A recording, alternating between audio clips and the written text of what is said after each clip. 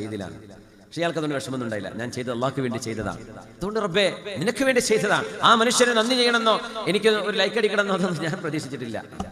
ഇന്നൊക്കെ ഭയങ്കര പ്രശ്നമാണ്. നമ്മൾ കാര്യം ചെയ്യുമ്പോഴേക്കും ലൈക്ക് ഇട്ടിക്കണം. ഫേസ്ബുക്കിലൊക്കെ രാവിലെ ഓടിയിട്ട് അത്താഴത്തിന് എണീക്കുമ്പോൾ അത് നോക്കല്, ലൈക്ക് വന്നിട്ടുണ്ടോ, എത്ര ആളിനെ ചീത്ത പറഞ്ഞിട്ടുണ്ട്, എത്ര ആൾ ലൈക്ക് ചെയ്തിട്ടുണ്ട്, എത്ര ആൾ കുറവ് എഴുതിയിട്ടുണ്ട്. യാ അല്ലാഹ്, അള്ളാഹ്ക്ക് വേണ്ടി ചെയ്യുന്നത് ചെയ്യാനും വരുന്നതും വരാത്തതും അതൊന്നും പിന്നെ ആലോചിക്കരുത്. അങ്ങനത്തെ ഒരു മനസ്സ് അള്ളാഹു നമുക്ക് നൽകി അനുഗ്രഹിക്കട്ടെ. ആമീൻ. ചെയ്യുന്ന അള്ളാഹ്ക്ക് വേണ്ടി ചെയ്യാം. ഈ ഫോട്ടോ എടുത്തിട്ട് ഇങ്ങനെ കാണിച്ചു കൊടുത്തിട്ടേ ഇതിന് ആരൊക്കെ ഫോർവേഡ് ചെയ്യുന്നത്, എത്ര ആൾ ഇത് ലൈക്ക് ചെയ്തിട്ടുണ്ട്, ഇത് നോക്കിയിട്ട് ഇങ്ങനെ വളർക്കുന്ന മനുഷ്യന്മാർ, ഇതൊരു അസുഖമാണ്. ഇതൊരു ഭയങ്കര അസുഖമാണ്. സോഷ്യൽ മീഡിയയിൽ കയറിയിട്ട് തൻ്റേത് ആരൊക്കെ കണ്ടു, എത്ര പേര് കണ്ടു, എത്ര പേര് അത് വീക്ഷിച്ചു, എത്ര പേര് കമന്റ് ചെയ്തു, എത്ര പേര് നല്ല കമന്റ് ചെയ്തു, ഇതൊക്കെ വായിച്ചു നോക്കിയിരിക്കുകയാണ്. സമയം കളയരുത്. നന്മ ചെയ്യുന്നത് അള്ളാഹുവിന് വേണ്ടി ചെയ്തോളൂ. അതുകൊണ്ടാണ് നമ്മുടെ മാമൂലുകളിലൊക്കെ നമ്മളൊന്ന് ശ്രദ്ധിക്കണമെന്ന് പറയാൻ കാരണം. നിങ്ങൾ ചെയ്യുന്ന ദാനത്തിന് കൂലിയുണ്ട്.